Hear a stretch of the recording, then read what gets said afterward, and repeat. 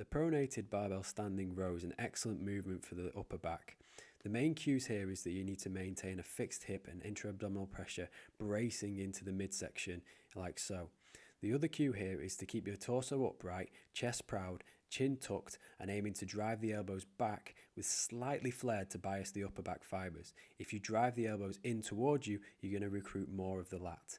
The limiting factor in here is not necessarily going to be the lat strength, but your ability to brace. Therefore, if you have any lower back issues, this may not be a movement that you want to load heavy. However, it doesn't mean you should shy away from the movement, it just ensures you need to keep as stable as possible throughout.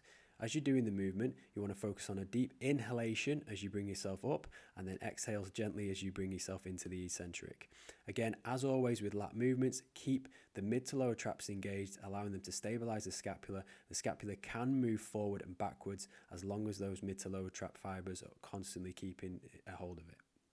The supinated barbell row has very similar cues to the pronated version. However, being in a supinated position is going to allow you to bias the lats a little bit more.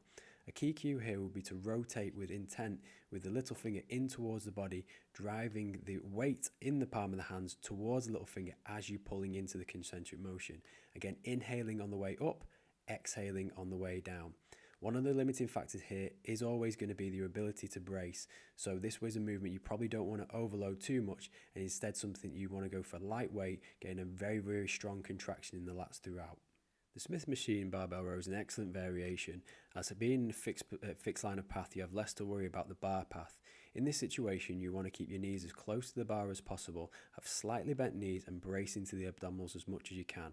The goal here is to drive the elbows up in towards the midsection, so maintaining a proud thoracic, keeping the chin tucked and bracing into the abs as much as you can, driving the elbows back with a smooth contraction in the lats and mid to lower traps.